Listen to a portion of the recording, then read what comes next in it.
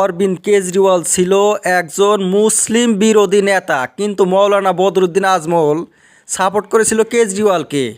মোদি যখন কাশ্মীরের ৩৭০ ধারা উঠিয়ে দেওয়ার পরিকল্পনা করে, সবার আগে ভোট দেয় মোদির পক্ষে অরবিন্দ কেজরিওয়াল।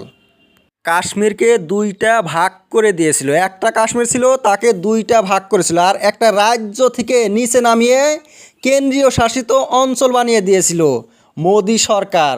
কিন্তু মৌলানা বদরুদ্দিন আজমল সেই কেজরিওয়ালকে সাপোর্ট করলো দিল্লির বিধানসভা নির্বাচনে। কেজরিওয়াল বলে নাই আমাকে সাপোর্ট করো।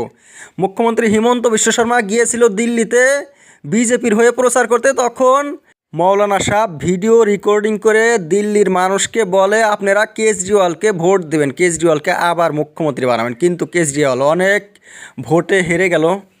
কিন্তু মুসলমানদের কাণ্ডারি, মুসলমানদের চাচা, সে চাচা কী করলো, মুসলিম বিরোধী কেজরিওয়ালকে ভোট দিতে বলল। কাশ্মীরকে দুইটা ভাগে ভাগ করেছে। সারা বিশ্ব জানে এইটা হয়েছে অন্যায়। মুসলমান দেশ বলে, মুসলমান রাজ্য বলে নরেন্দ্র মোদী বিজেপি কাশ্মীরের এমন অবস্থা করলো। আজমল এই মোদিকেও সাপোর্ট করেছিল, বিজেপিকেও মাঝে মাঝে সাপোর্ট করে, মুসলমানদের ভক্ত বলে থাকে, কিন্তু যারা মুসলিম বিরোধী তাদের সঙ্গে হাত মিলায়।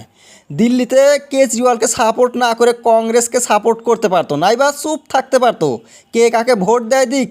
কিন্তু আজমল কেজরিওয়ালের সাথ দিল। কেজরিওয়াল ভোট পাওয়া আর মোদি ভোট পাওয়ার মধ্যে কী পার্থক্য আছে? আর আজমলকে তো দিল্লির মানুষ চিনেই না। আজমল বলবে অমুককে ভোট দাও, আর মানুষ দিবে। আজমলের কথা কে শুনবে? কিন্তু উনি ঘরে বসে বানাইলো ভিডিও আর দিল্লির মানুষদেরকে বললো ভোট দাও, ভোট দিয়েছে, পেয়েছে ভোট।